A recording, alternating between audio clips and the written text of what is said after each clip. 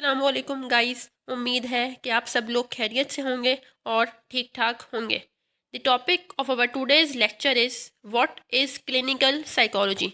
So let's start. Clinical psychology is the branch of psychology concerned with the assessment and treatment of mental illness and behavioural problems of individual. अगर किसी individual को कोई mental illness है या उसके behaviour में कोई problem है, मीन्स अगर कोई इंडिविजुअल एबनॉर्मली बिहेव कर रहा है, तो उस इंडिविजुअल को असेस करना, उसको ट्रीट करना, इस सब से जो है क्लिनिकल साइकोलॉजी डील कर रही होती है। एक इसकी डेफिनेशन ये है। सेकंड डेफिनेशन जो है वो क्या कहती है? So according to the American psychological association APA, clinical psychology attempts to use the principles of psychology to better understand, predict, and alleviate intellectual, emotional, psychological, and behavioral disability and discomfort. APA के according clinical psychology क्या है?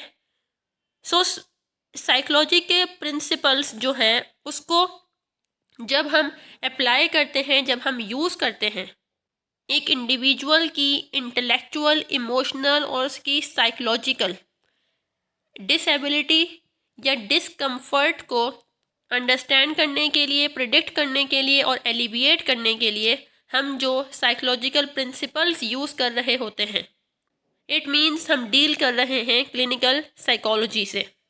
जैसे अगर आपके पास कोई individual आता है जिसको इंटेलेक्चुअल प्रॉब्लम है या जिसके इमोशनल प्रॉब्लम है, या जिसके जो बिहेवियर्स हैं वो कंफर्टेबल फील नहीं करता है, तो उस वजह से आपके पास आता है, तो आप साइकोलॉजिकल प्रिंसिपल्स को यूज़ करते हो उसको अंडरस्टैंड करने के लिए, उस इमोशनल, साइकोलॉजिकल और बिहेवियरल डिस्कम्फर्ट को प्रिडिक्ट करने के लिए और एलिविएट मतलब उसको कम करने के लिए हम जो साइकोलॉजिकल प्रिंसिपल्स यूज़ कर रहे होते हैं, तो इसको कहा जाता है क्लिनिकल साइकोलॉजी।